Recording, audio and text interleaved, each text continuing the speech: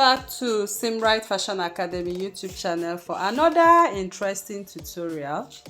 In this tutorial, I'll be teaching you how to sew this beautiful lace with Ankara patches. It's actually an A-line gown and it has zipper at the back as well. So here you can see the different designs of Ankara patches. So that means you can make this Ankara patch the way you wish. So this is what I came out with, okay? So it's actually a free A-line gown. You can make yours more fitted, you can make it wider. So it all depends on what you want. So if this is what you want to learn in this class, I will encourage you to stay till the end of this tutorial to learn how I made this beautiful lace with Ankara patches, and you can see the sleeve is also a flare sleeve. So please stay tuned. So making use of 4 yards of Chantilly lace, and I've already folded it into my hip circumference divided by 4. I added 8 inches to it.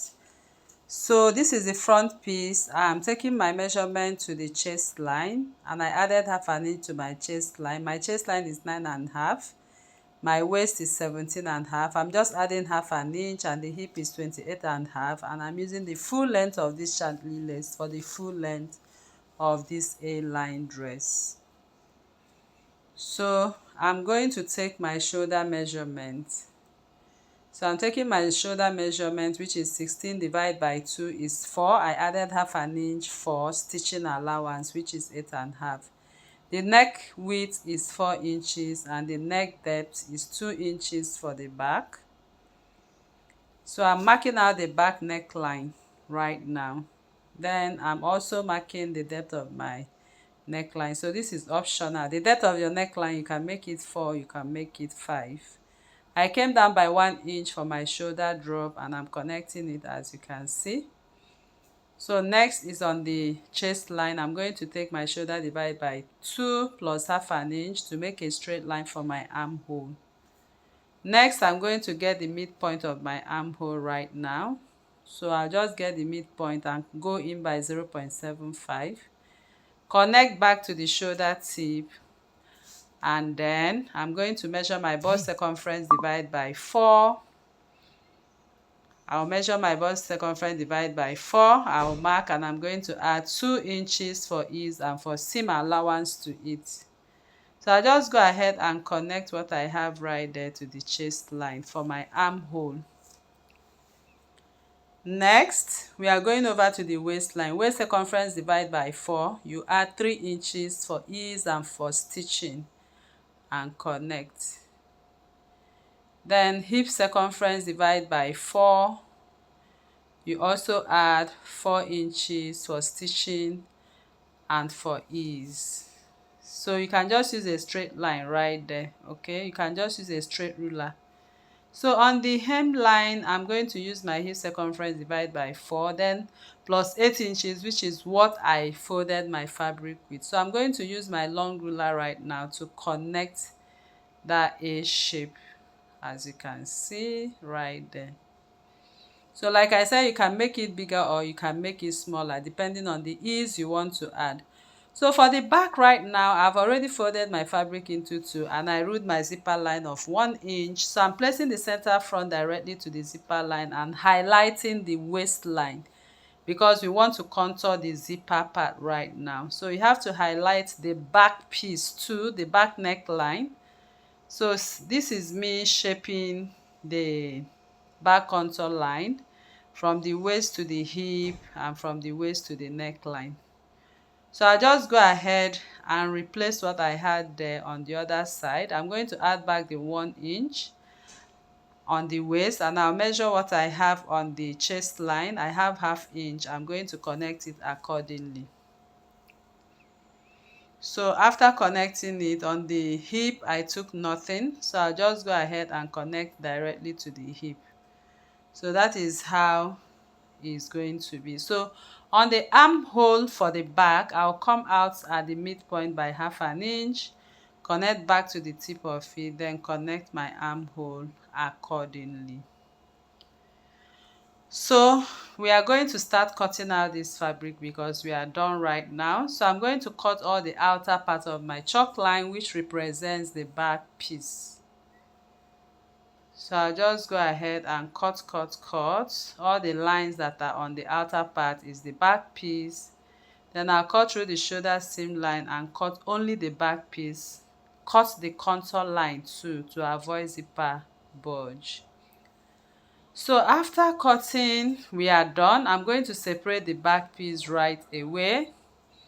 So after separating the back piece, we are going to lay back the front piece and cut out the part that belongs to the front. So here I'll just go into the side and cut off the initial chalk line we had, and then I'm going to trim off the neckline. So we are done cutting this dress right away. So I'll cut off the armhole for the front. Next is to lay the front piece together and start the patches. So here is my patch. I'm going to cut out the sweetheart patches right now. So I am going to use my hemming gun placed on a cotton fabric or doll face fabric. Then you place your hemming gun and place the back piece of the fabric.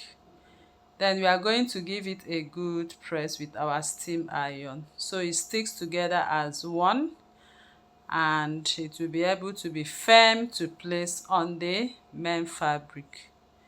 So here you can see me ironing it right now. So after ironing and sticking them together, I'm going to start cutting out those sweetheart shape. So it depends on the design you have on your fabric. It can be a flower patch, it can be a leaf patch, or whatever patch you want to make. Just go ahead and trim out the shape, and that is what I'm doing right now. So I'm going to take my time to trim out all the shapes accordingly, and then we'll begin to place them. So here I'm done stitching them out. The next we are going to do is to decorate the dress. So you have to place this sweetheart the way you actually want it to be. So that is what I'm doing right here. So you can mix the colors. You can see we have different colors of that sweetheart. So you can see how I'm just arranging it. I really took my time to arrange this, okay, so it lays nice and flat on the front dress. So if you have much more fabric, you can just go ahead and keep laying and keep laying. As you can see right there on the thumbnail, you can see it, some of them just got to the hem piece. So it's all your design. Just keep doing that.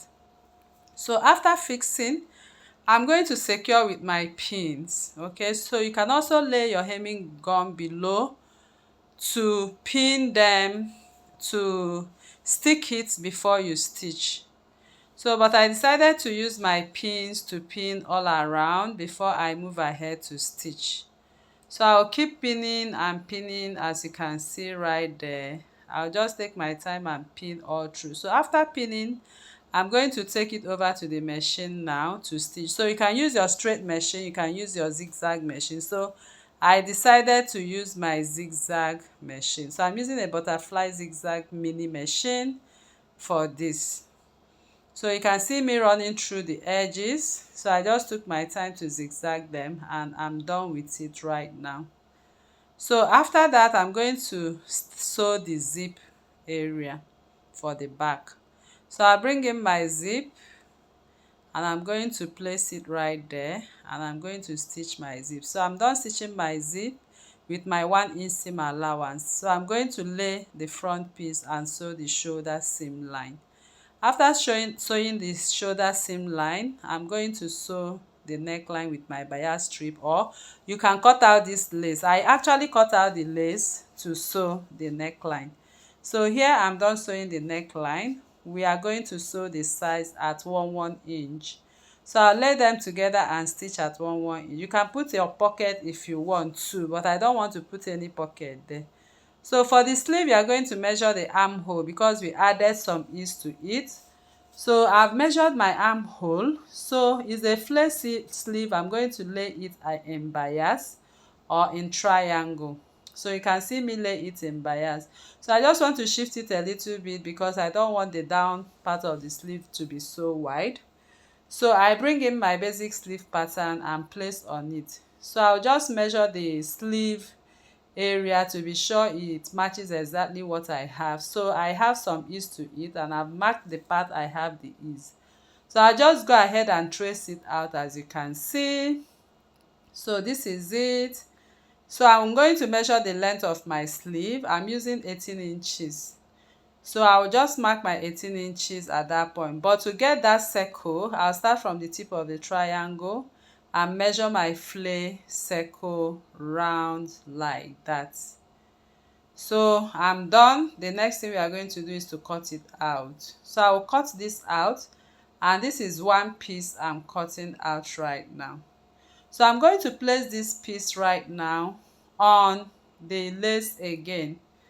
So I'll bring back the lace and also find another edge, place it back on bias, then place the one I cut. So I'll just place it this way and secure with my pin, and I'll go ahead and cut accordingly. So this is it. The sleeve is ready. The next thing is to make notches on the sleeve head. So I'm done making notches on the sleeve head. Then we are going to sew the pleating design you saw right there. So my fabric length here is 40-40. So I'm going to join them together to make 80 pieces length. The width of this fabric is 3.5 inches. So I'll put it together and stitch. Then I'm going to pleat it in on the circle sleeve. So I'm done hemming one piece part of it. So I hemmed one part of it. So I'm going to place it right side to right side on my machine now. I'm going to pleat the 80 inches length. I'll pleat it into the sleeve. So I'm done pleating it into the sleeve, and this is what I got. So next is to close the sleeve side. I'll stitch on the sleeve side now, which I've done. Then I'm going to bring in this sleeve head, match it up with the sleeve head, and also match it up to the armhole side. Then I'm going to run 1/2 inch of my stitches all around. So I'm trying to secure the sleeve head and the armhole with my pins before I go ahead to stitch. So I'll now go ahead to stitch right now all around with 1/2 inch, and this is what I got. So you can see the dress is ready. So you can go ahead and bead that part. You can stone that part. Whatever you want to do to that part, you can do it. Thanks for watching.